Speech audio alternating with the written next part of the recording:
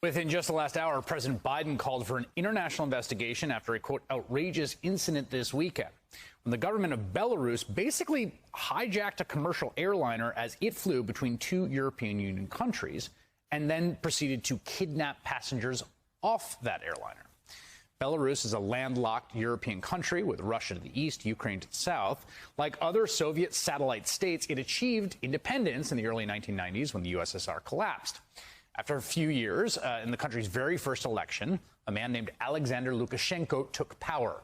He has been ruling Belarus ever since, winning, in quotation marks, 5 more elections, none of which were deemed free and fair by credible international observers. His nickname is Europe's last dictator.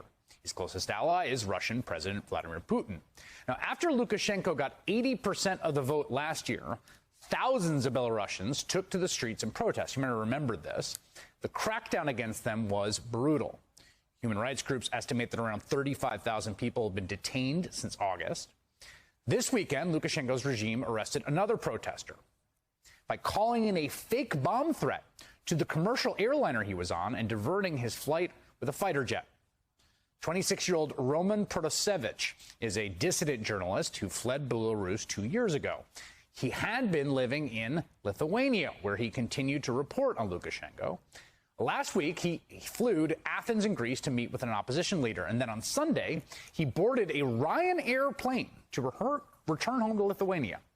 The flight that he was on took him over Belarusian airspace, and it is in Belarusian airspace when the leader of Belarus, Lukashenko, sent a MiG-29 fighter jet up into the air to intercept his flight just minutes before it was going to cross into Lithuanian airspace. In fact, according to his own press service, Alexander Lukashenko, quote, personally ordered the fighter jet to escort the Ryanair plane to the Minsk airport in Belarus after a bomb threat. As the plane landed, one passenger said the dissident journalist started panicking, saying this was because of him. He just turned to people and said he was facing the death penalty. He was arrested along with his girlfriend. 3 other passengers believed to be members of the Belarusian security services, still, by the way, called the KGB, also got off the plane.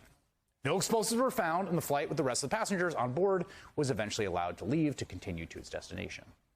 Now, just a few hours ago, a video was released on social media. It appears to show the journalist, gotta say hostage style, confessing to crimes that would carry a long sentence. It remains unclear what will become of him. It also seems clear that Europe's last dictator has stepped over a line here. I mean, using a fighter jet to stop a commercial aircraft flying from one EU country to another is an incredibly transgressive act. Julia Yaffe moved to the U.S. from the Soviet Union as a child. She's covered Russia, its neighboring countries, for much of her professional life as a journalist. She's now a correspondent for GQ, and she joins me tonight. I think, Julia, for folks that have sort of monitored this maybe in the background of their news consumption, know a little bit about Lukashenko, the brazenness here is really jarring. I'm wondering what your reaction was. It was about that. When I saw the news yesterday, my jaw just hit the floor, and it took me a while to compose myself and, get the jaw back on my face. It's really, incredible, not just, calling in the fake bomb threat from Hamas and, using the Israeli-Palestinian conflict to further his own aims, sending a fighter jet to force a civilian airliner to land not where it was supposed to, outside of the European Union, just to arrest a 26-year-old journalist and his girlfriend. It's really breathtaking. What's the context here in terms of both the sort of, in some ways, I can't tell if this shows desperation or confidence, right? In one level, it's like confidence because you think you can get away with it. Desperation because you are so focused on this one 26-year-old journalist. He's such a threat to you. You need to get him. But what does this mean to you about Lukashenko and his relationship to the EU and to Russia? So I think both Lukashenko and Putin are now in this phase where, if any gloves were on at any point, they are off and thrown away and long gone to the city dump.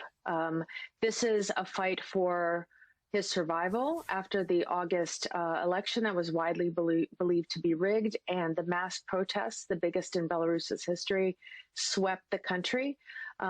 He cracked down really hard, as you said. He arrested tens of thousands of people, many of whom, including the leaders of the opposition, remain in jail.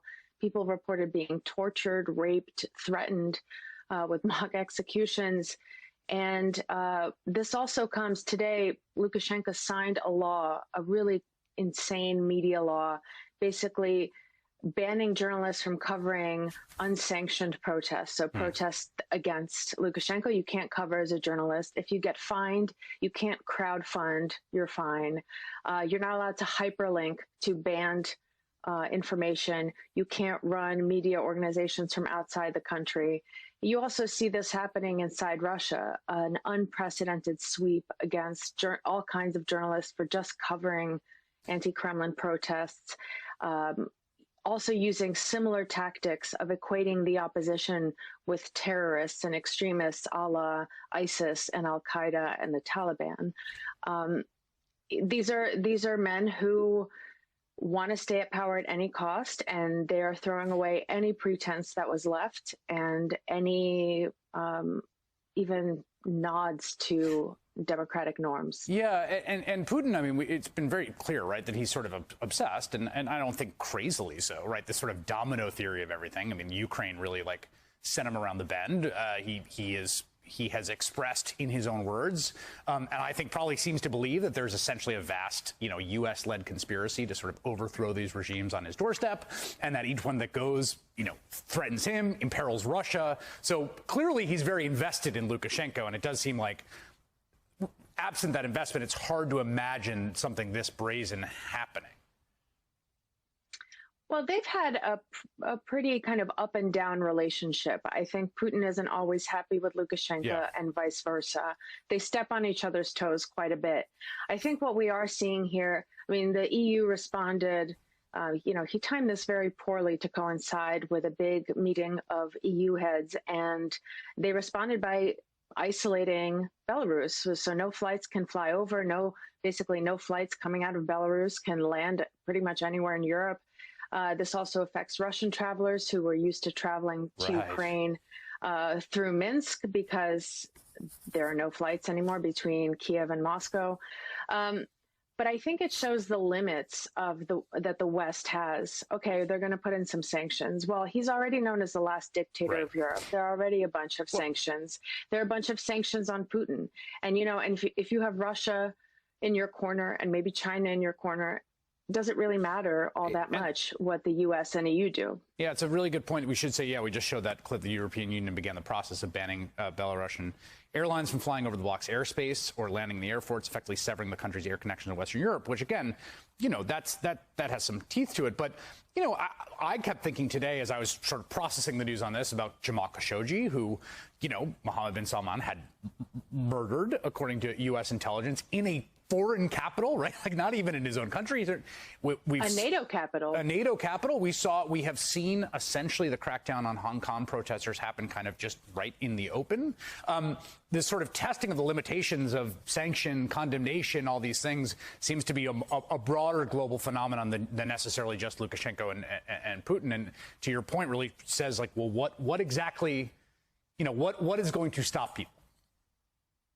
Yeah, and if you look at Belarus's main trading partners, it's mostly Russia, Ukraine, a little bit of Poland, and way down at the bottom is Germany, the Netherlands, et cetera. So, okay, you can impose some sanctions, but they're not trading with you that much anyway. The other thing is Vladimir Putin has been talking about this quite a while. He said it at the Munich Security Conference in 2007 that he was working toward a multipolar world where there wasn't just one country, i.e. the U.S. calling the shots.